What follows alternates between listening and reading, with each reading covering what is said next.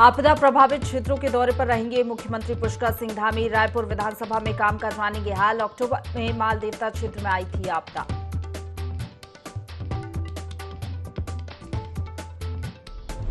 CM Dhami और BJP प्रदेश अध्यक्ष महेंद्र भट्ट की हुई मुलाकात। सीएम हाउस में दोनों के बीच हुई बैठक। पार्टी के नेताओं को नया दायित्व देने पर हुई चर्चा।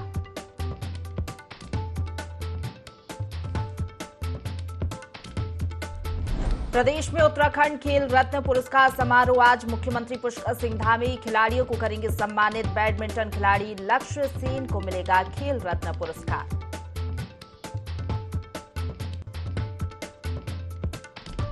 धामी सरकार का 1 साल पूरा। कांग्रेस करेगी प्रेस कॉन्फ्रेंस। पूर्व सीएम हरीश रावत और प्रीतम सिंह जारी करेंगे सरकार के खिलाफ श्वेत पत्र।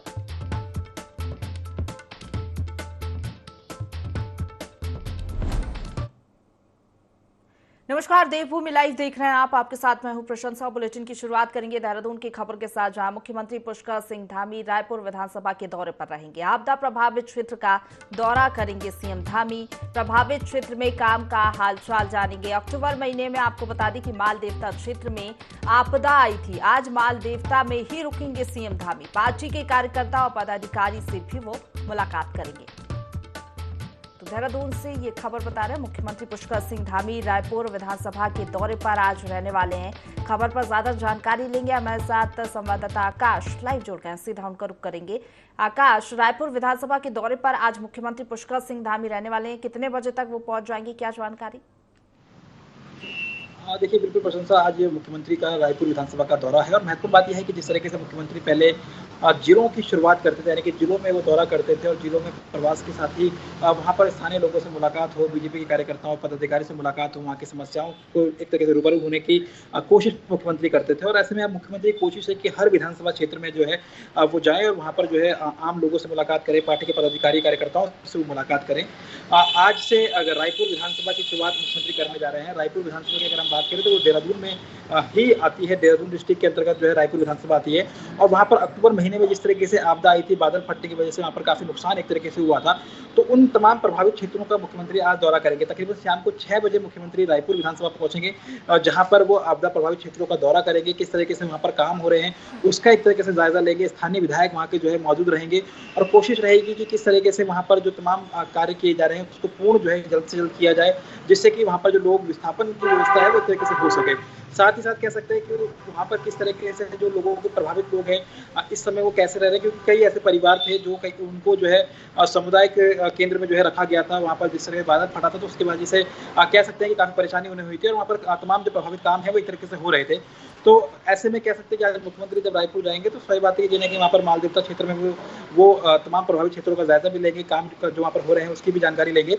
और रात को आज मुख्यमंत्री जो है रायपुर में विधानसभा में ही प्रवास करेंगे, जहाँ पर वो प्रदेश के पदाधिकारी और कार्यकर्ताओं से भी मुलाकात करेंगे। तो कह सकते हैं कि बिल्कुल आकाश, हम देखते हैं मुख्यमंत्री जहां भी जाते हैं दौरा करने के लिए, चाहे चंपावत हो, देहरादून हो या फिर अन्य जिलों में वो पहुंचे, रात्रि विश्राम करते हैं। इससे भी हम देखते हैं कि जमीनी योजनाओं में का कितना क्रियान्वयन हो रहा है बेहतर तरीके से, इसकी जानकारी उनको मिल पाती है। और जब जनता से सीधे रूबरू होते हैं तो जमीनी हकीकत के बारे में जानने को मिलता है। साथ ही साथ जो तमाम विकास कार्य चल रहे हैं, बेहतर तरीके से कार्य हो रहा है या नहीं, ये सब खुद मुख्यमंत्री जानने की कोशिश करते हैं।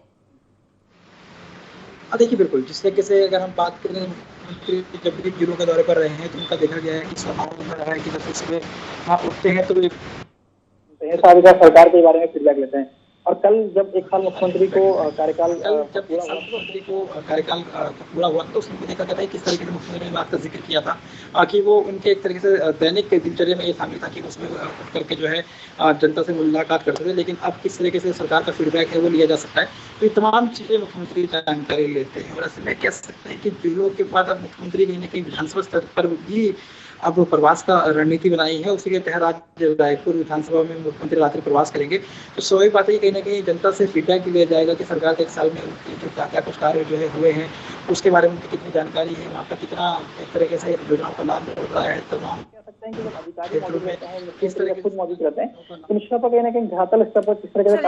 फिलहाल बहुत शुक्रिया आपका हमारे साथ जुड़ने के लिए और तमाम जानकारी हम तक पहुंचाने के लिए। आकाश, रुक करेंगे देहरादून से एक और खबर का, जहां बीजेपी प्रदेश अध्यक्ष महेंद्र भट्ट की की सीएम धामी से मुलाकात हुई है। सीएम आवास में दोनों की बैठक हुई है। पार्टी नेताओं को दायित्व देने पर चर्चा की गई है। हाईकमान से दायित्व देने को हरी झंडी मिल गई है। सूत्रों के हवाले से ये बड़ी खबर, 1-2 दिन में दायित्वधारी का ऐलान हो सकता है। सूत्रों के हवाले से ये खबर आप तक पहुंचा रहे हैं। और इसी बीच देखिए, बीजेपी प्रदेश अध्यक्ष महेंद्र भट्ट की सीएम धामी से मुलाकात हुई है। सीएम आवास में दरअसल ये मुलाकात हुई है। पार्टी नेताओं को दायित्व देने पर दोनों के बीच चर्चा हुई। हाईकमान से दायित्व देने को हरी झंडी मिली है। सूत्रों के हवाले से ये जानकारी मिल रही है। 1-2 दिन में दायित्वधारी का ऐलान भी हो सकता है। खबर पर ज्यादा जानकारी लेंगे, हमारे साथ संवाददाता आकाश फोन लाइन पर बने हुए हैं। आकाश, मुलाकात काफी महत्वपूर्ण रही क्योंकि जिस तरीके से हरी झंडी मिल चुकी है हाईकमान से, किस किस को क्या दायित्व दिया जा सकता है, ये फिलहाल तो सोचने वाली बात है, लेकिन अंदाजा इससे लगाया जा सकता है मुलाकात से कि जल्द ही ऐलान हो सकता है। बिल्कुल, देखिए जिस तरीके से काफी लंबे समय से कवायद चल रही थी कि जो बीजेपी के वरिष्ठ पदाधिकारी हैं जिन्होंने पार्टी के लिए महत्वपूर्ण भूमिका निभाई है, काफी लंबे समय से जो काम कर रहे हैं उन्हें जो है महत्वपूर्ण जिम्मेदारी सौंपी जाए, यानी कि सरकार में जो राज्य मंत्री और दर्जा राज्य मंत्री के जो पद होते हैं उन पर उनको जिम्मेदारी सौंपी जाए। तो उसको लेकर काफी लंबे समय से कवायद चल रही थी और माना जा रहा है कि कल देर रात जो है मुख्यमंत्री की और बीजेपी के प्रदेश अध्यक्ष की मुलाकात हुई है। सूत्रों ने बताया तकरीबन 40 मिनट तक ये मुलाकात चली है और कह सकते हैं कि जो पार्टी हाईकमान को लिस्ट सौंपी गई थी उसको एक तरीके से हरी झंडी मिल चुकी है।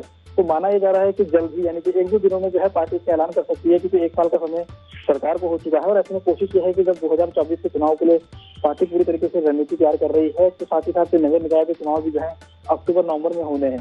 तो ऐसी स्थिति में पार्टी की कोशिश है कि वहां पर जो वरिष्ठ पदाधिकारी हैं जिन्होंने पार्टी के लिए अहम भूमिका निभाई है उनको महत्वपूर्ण जिम्मेदारी दी जा सके। और उसी के तहत कह सकते हैं कि माना जा रहा है कि जल्द ही जो दायित्वधारी है उसका पहली सूची जो है पार्टी जारी कर सकती है। और ऐसे में कह सकते हैं कि जो हरी झंडी पार्टी आलाकमान की तरफ से मिली है, तो ऐसे में वरिष्ठ नेताओं को सरकार में अहम जिम्मेदारी के तौर पर जो है दायित्व दिए जा सकते हैं। और उसी को लेकर के जो मुलाकात है वो कल देर रात हुई है मुख्यमंत्री की भी और प्रदेश अध्यक्ष की।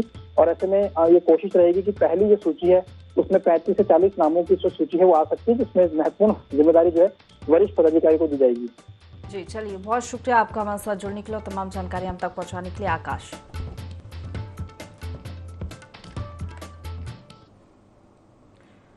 तो खबरों में आगे बढ़ेंगे, जहां मानहानि केस में कांग्रेस नेता राहुल गांधी को सजा मामले में हरीश रावत और पूर्व मुख्यमंत्री ने प्रदेश और केंद्र सरकार पर निशाना साधा।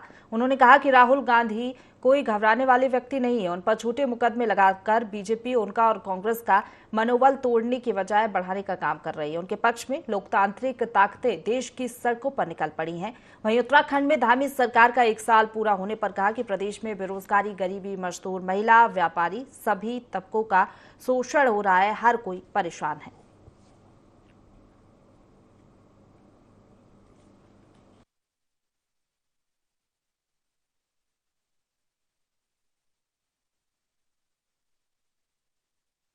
राहुल गांधी जी कोई घबराने वाले व्यक्ति नहीं है। ये झूठे मुकदमे लाद करके उनको, उनके मनोबल को तोड़ नहीं सकते हैं, बल्कि और उनका मनोबल मजबूत हो रहा है। कांग्रेस का मनोबल और मजबूत हो रहा है। आज देश भर में लाखों लोग सड़क में निकले हैं, लोकतांत्रिक ताकतें सड़क में निकली हैं। इसीलिए हम सब लोग भी यहाँ हाथ से हाथ जोड़ों के साथ कह रहे हैं, राहुल गांधी जिंदाबाद। तो रुक करेंगे अगली खबर का, जहां सीएम आवास में सीएम पुष्कर सिंह धामी और बीजेपी प्रदेश अध्यक्ष महेंद्र भट्ट की मुलाकात हुई, जिसमें पार्टी नेताओं को दायित्व देने पर चर्चा हुई है। जल्द ही पार्टी में बड़ा फेरबदल हो सकता है। तो जिस तरीके से लोकसभा चुनाव भी है, ऐसे में इसके पहले ये मुलाकात दोनों के बीच हुई है। जल्द बीजेपी में कोई बड़ा बदलाव हमें देखने को मिल सकता है। पार्टी नेताओं को दायित्व देने पर चर्चा मुलाकात के दौरान हुई है।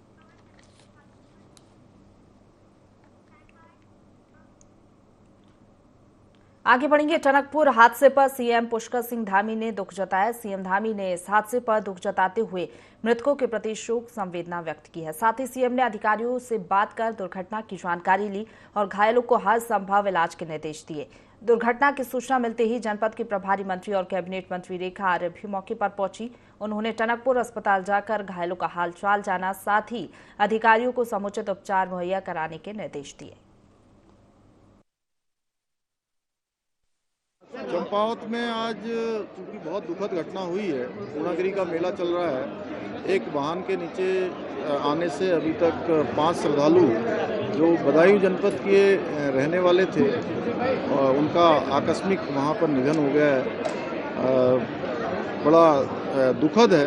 मैंने स्वयं जिलाधिकारी से बात की है और हमारी वहाँ की प्रभारी मंत्री रेखा आर्या वहीं हैं, वो उनके बीच में जाकर सभी व्यवस्थाएं जो उनके घरों तक जाने के लिए और अन्य व्यवस्थाएं कर रही हैं। हम राज्य सरकार की तरफ से अपनी तरफ से उन मृतक परिजनों के साथ हैं, हर प्रकार से उनकी सहायता के लिए तैयार हैं। दुखद घटना है। मैं भगवान से प्रार्थना करूंगा कि सभी को अपने श्री चरणों में स्थान दे। उत्तराखंड में धामी सरकार को 1 साल पूरा हो गया और इस 1 साल के दौरान धामी सरकार ने प्रदेश के लिए कई मिसालें पेश की हैं। तो वहीं सरकार के इस 1 साल पूरा होने पर मुख्यमंत्री पुष्कर सिंह धामी ने प्रदेश के लोगों को कई बड़ी सौगातें दी हैं। सीएम पुष्कर सिंह धामी ने घोषणा करते हुए कहा कि प्रतियोगी परीक्षाओं में आने जाने के लिए अभ्यर्थियों को किराए में 50% की छूट दी जाएगी। प्रदेश में छात्र कक्षा 6 से ही प्रतियोगी परीक्षाओं की तैयारी करेंगे। साथ ही साइंस एंड टेक्नोलॉजी पॉलिसी भी लाई जाएगी। तो वहीं सीएम धामी ने दूरस्थ क्षेत्रों के लिए लैब ऑन व्हील बनाने और हल्द्वानी के स्पोर्ट्स स्टेडियम में खेल विश्वविद्यालय बनाने जैसे और कई बड़ी घोषणाएं की हैं। ये जो हमारे पर्व हैं, फूलदेई है, हरेला है, उत्तरायणी है, इगास है, बग्वाल है, इन सभी को ये हमारी आने वाली पीढ़ियों में भी लगातार पीढ़ी दर पीढ़ी ये ट्रांसफ़र होती रहें, स्थानांतरित होती रहें, आगे बढ़ती रहें, ये विलुप्त न हो। इसलिए इनके लिए समेकित रूप से एक नीति बनाई जाएगी। इन त्योहारों को हर्ष उल्लास के साथ मनाया जाए और नई पीढ़ी लगातार इसका स्मरण करते रहे। हमारी संस्कृति लगातार उसका संरक्षण और संवर्धन हो। आगे बढ़ेंगे। चंपावत के टनकपुर में हुए सड़क हादसे में घायलों के हालचाल जानने के लिए प्रभारी मंत्री रेखा आर्या उप जिला चिकित्सालय पहुंची। यहां उन्होंने सड़क हादसे में घायल हुए लोगों का हालचाल जाना और सरकार की ओर से हर संभव मदद का भरोसा दिलाया। इसके साथ ही प्रभारी मंत्री ने जिला अधिकारी से घटना की विस्तृत जानकारी भी ली और घायलों के उपचार के निर्देश दिए। बता दें कि बस हादसे में एक महिला समेत 3 श्रद्धालुओं की मौत हो गई है, जबकि अन्य घायल हुए हैं। मृतक यूपी के बहराइच जिले के रहने वाले थे।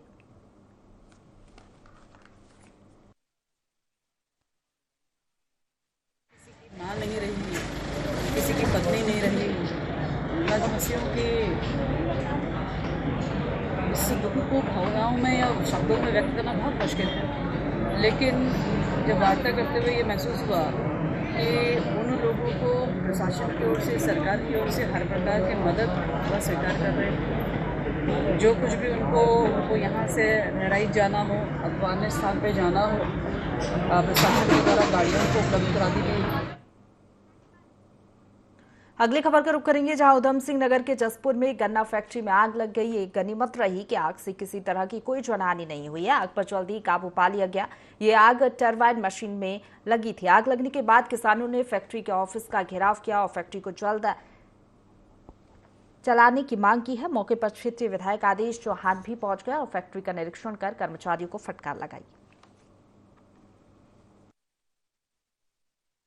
जो है नीचे टरबाइन जो है, टरबाइन नीचे प्लेटफॉर्म होता है, जगह होती है, बेसमेंट कर सकते हैं उसका। वहाँ पे जो है आग शॉर्ट सर्किट से आग लगा, शॉर्ट सर्किट से वो फैल गया कि पूरा वो टावर था फैल गया वहाँ पे। तो हम लोगों ने मिलकर के पूरे स्टाफ ने हमने मिलकर बुझा लिया। फायर ब्रिगेड भी आई, मिलकर बुझाया हम लोगों ने, कंट्रोल कर लिया हम लोगों ने और हम सभी सुरक्षित रहे वहाँ पर। बाकी जो है वो नुकसान जो है वो जो मैं बात किया था इंजीनियर से, बताया 50,000 रुपये नुकसान हुआ है, बाहर केवल नुकसान हुआ है। कुछ पार्ट जो है वो टरबाइन में ख़राब हो गया था, तो उसका जो है वो मंगाया हम लोगों ने, आ रहा है और संभवतः जो है रात तक ठीक कर लेंगे हम लोग।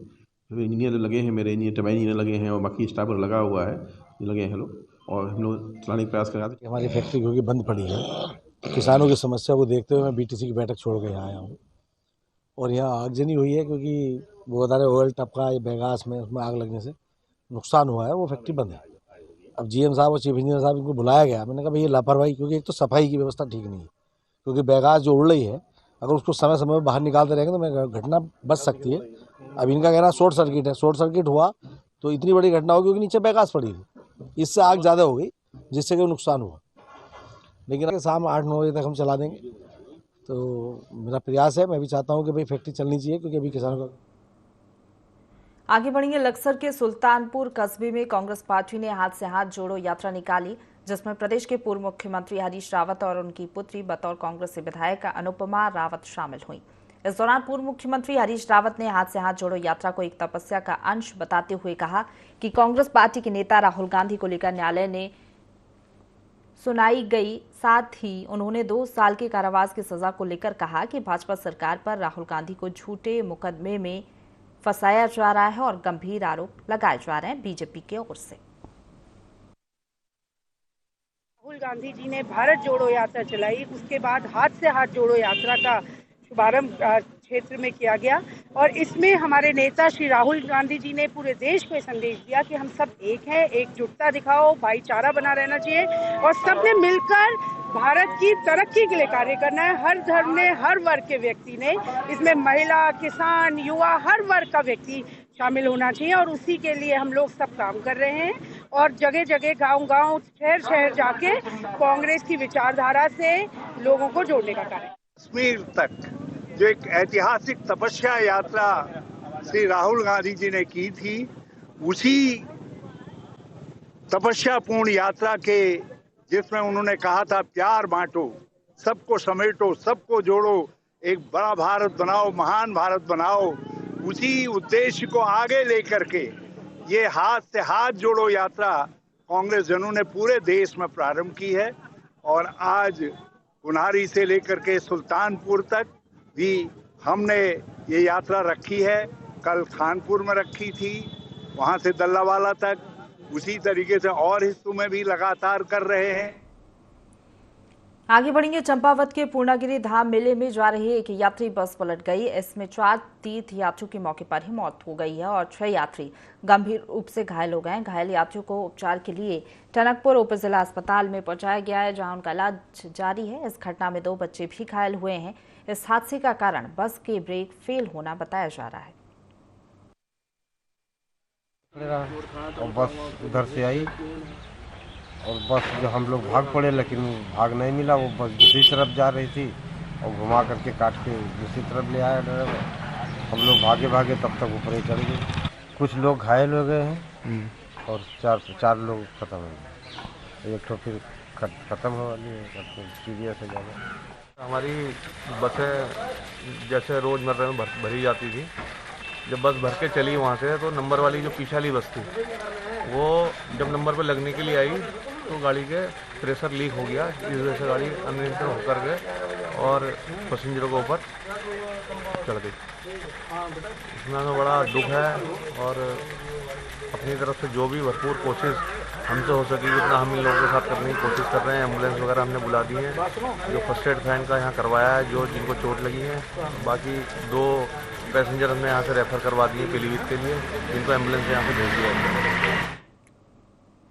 आगे बढ़ेंगे। इन दिनों राहुल गांधी विदेश में दिए बयान को लेकर सुर्खियों में है। उनके बयान से बीजेपी और कांग्रेस के बीच जमकर घमासान मचा हुआ है। एक तरफ बीजेपी राहुल गांधी के बयान को लेकर लोकसभा में माफी की मांग पर अड़ी है, तो दूसरी ओर उत्तराखंड के पूर्व मुख्यमंत्री हरीश रावत ने राहुल गांधी की बयानबाजी को सही ठहराया है। उन्होंने बीजेपी पर राहुल गांधी का नाम बदनाम करने का आरोप लगाया। साथ ही कहा कि राहुल गांधी बहाना है, अडानी को बचाना है। राहुल जी ने कहा क्या? एक सत्य कहा, तो सत्य दिल्ली में भी वही होता है, देहरादून में भी वही होता है, लंदन में भी वही होता है, अमेरिका में भी वही होता है। सत्य जगह जगह बदल जाता है। एक सत्य कहा है और भाजपा जो है अनर्गल बातें कर रही है। कभी मीर जाफर बता रही है, कभी देशद्रोही बता रही है, कभी कुछ बता रही है। सिर्फ एक उद्देश्य है कि अडानी, जिसने देश की पूंजी को खा दिया, जिसको इन्होंने 609 नंबर से 7 साल के अंदर दुनिया का दूसरे नंबर का अरबों-अरबोंपति बना दिया, उसके घोटाले सामने आ रहे हैं। भाजपा डरी हुई है, इसलिए राहुल गांधी बहाना है, अडानी को आगे बढ़ेंगे। लक्सर के खानपुर में उत्तराखंड कांग्रेस ने हाथ से हाथ जोड़ो यात्रा आयोजित की, जिसमें प्रदेश के पूर्व मुख्यमंत्री हरीश रावत ने शिरकत की। वहीं मीडिया से रूबरू होते हुए उन्होंने कहा कि हाथ से हाथ जोड़ो यात्रा राहुल गांधी की 150 दिनों की तपस्या और उसमें लाखों लोगों के शामिल होने जैसे महाअभियान का अग्रिम हिस्सा है। राहुल गांधी इस अभियान के जरिए देश के गरीब किसान और मजदूरों के सवालों को सरकार के सामने उन्होंने रखा है। देश में बेरोजगारी और महंगाई को लेकर त्रस्त जनता के लिए प्रदेश और केंद्र की सरकारों का क्या कदम है। इस दौरान कांग्रेस के पदाधिकारियों और कार्यकर्ताओं ने रावत का माल्यार्पण कर स्वागत किया। तपस्या थी 150 दिनों की राहुल गांधी जी की ने की और लाखों लोगों ने उनके साथ की, ये उसी का आगे का हिस्सा है। और हाथ से हाथ जोड़ो के इस अभियान के माध्यम से जो गरीबों के सवाल है, आम आदमियों के सवाल है, किसान, मजदूर, नौजवानों के सवाल है, महिलाओं के सवाल है, उन सब सवालों को हम उठा रहे हैं। व्यापारियों के सवाल हैं और लोगों से कह रहे हैं आओ हाथ से हाथ जोड़कर इन सवालों को पूरा करें। महंगाई के खिलाफ, बेरोजगारी के खिलाफ, महिलाओं के उत्पीड़न के खिलाफ, कमजोरों के उत्पीड़न के खिलाफ आवाज बुलंद करें। आगे बढ़ेंगे। लक्सर तहसील परिसर में उत्तराखंड किसान मोर्चा के कई पदाधिकारियों और कार्यकर्ताओं ने धरना प्रदर्शन किया, जिसका आह्वान उत्तराखंड किसान मोर्चा के राष्ट्रीय अध्यक्ष गुलशन रोड ने किया। दरअसल किसान मोर्चा के पदाधिकारियों का कहना है कि वन विभाग की और पुलिस महकमा उनके खिलाफ फर्जी मुकदमे कर रहा है और बिजली विभाग भी बिलों में अनर्गल आर्थिक बढ़ोतरी कर रहा है, जिसका हम विरोध कर रहे हैं। कार्यकर्ताओं ने प्रशासन से अपनी समस्याओं के निराकरण की मांग उठाते हुए अनिश्चितकालीन आंदोलन की चेतावनी दी है। धरना तहसील परिसर लक्सर में चल रहा है। हमारी मुख्य मांग यह है कि उत्तर प्रदेश की सरकार ने इस बार गन्ने का रेट नहीं बढ़ाया, तो उसको देखते हुए उत्तराखंड सरकार ने भी गन्ने का रेट नहीं बढ़ाया। उसके बाद उत्तर प्रदेश सरकार ने 12 की बिजली किसानों की 1 साल के लिए फ्री कर दी। तो हम उत्तराखंड सरकार से भी ये मांग करें कि जब उत्तर प्रदेश के आधार पर आप गन्ने का रेट तय करते हो तो बिजली का रेट भी उसके आधार पर उत्तर प्रदेश की तय करो और उत्तराखंड के किसानों को भी 1 साल के लिए बिजली मुक्त करो। इसके बाद जैसा बेमौसम बरसात हुआ, इससे किसानों की गेहूं की फसल को भारी नुकसान हो गया। तो हमारा सरकार से ये निवेदन है, ये मांग है कि आप सर्वे कराओ और किसानों को इसका उचित मुआवजा दें। क्षेत्रीय समस्याएं हैं, वन विभाग बहुत परेशान कर रहा है किसानों को, यहाँ के बिजली विभाग छापेमारी लगातार कर रहा है इनके ऊपर। तीसरा, यहाँ पर जो आपका तहसील प्रशासन है, अगर खेत में से एक मिट्टी बुग्गी को उठा कर ला रहा है किसान तो उसको मुकदमे लिख रहा है। तो यहाँ के तहसील प्रशासन को हम चेताने के लिए आए, या तो अपना होश में का काम कर ले, नहीं तो आज केवल ये एक छोटा सा अल्टीमेटम पर हम आए, हम एक बड़ा आंदोलन यहाँ के किसानों के लिए यहाँ के प्रशासन के खिलाफ चलाने को मजबूर है। आगे बढ़ेंगे। उत्तर भारत से अफगानिस्तान तक आए भूकंप में किसी प्रकार की जनहानि और अन्य नुकसान की कोई खबर सामने नहीं है। बता दें कि लक्सर में 10:20 पर जमीन की इस हलचल से क्षेत्रवासियों की पूरी रात आधी अधूरी नींद के साथ गुजरती रही। वहीं लक्सर में प्रशासन भूकंप को लेकर अलर्ट मोड पर आ गया है। भूकंप से संभावित नुकसान के लिए राजस्व विभाग के अधिकारियों को आवश्यक निगरानी के निर्देश दिए गए हैं।